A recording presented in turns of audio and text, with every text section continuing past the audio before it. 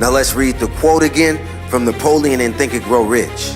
Opportunity has a sly habit of slipping through the back door, often disguised as misfortune or temporary defeat.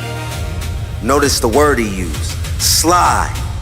Sly meaning not obvious, not loud, not clear, sly. Like something intelligent, something strategic, something hiding in plain sight. Because opportunity most times doesn't knock on the front door. It slips through the back, quiet, unnoticed, uninvited, while you're busy looking somewhere else, while you're waiting for the perfect moment, while you're searching for certainty.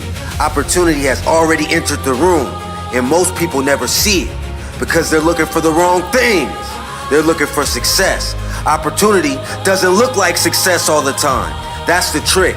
It looks like inconvenience, a schedule you didn't want, a responsibility you didn't ask for, a challenge you weren't prepared for, something that interrupts your plans, something that forces you to adapt because it feels inconvenient. You rejected it, not realizing it came carrying a gift. Opportunity looks like pressure. Pressure to perform, pressure to grow, pressure to become more than you've been. And most people hate pressure. They avoid it, complain about it, run from it. But pressure is often the first sign that something valuable is trying to emerge. A diamond is created under pressure. Strength is created under pressure. Yet, the moment pressure enters someone's life, they assume something is wrong. Opportunity smiles and quietly walks away. Opportunity looks like uncertainty. No guarantees, no roadmap, no certainty about the outcome, just a chance, a possibility, a path that requires faith. And that's where some people lose because they want proof before action. They want certainty before commitment. They want guarantees before movement. But opportunity doesn't work that way. It never has.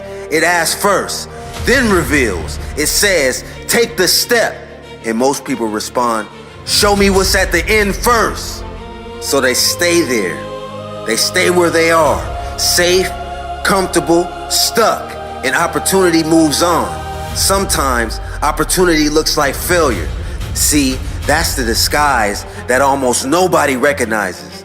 A business collapse, a relationship ends, a plan falls apart, a door closes in your face, and the person immediately labels it failure, defeat, loss, game over. But Napoleon Hill didn't say opportunity arrives as success. He said it often arrives disguised as temporary defeat. Temporary, meaning it only looks like the end. It only feels like failure. It only appears to be a loss.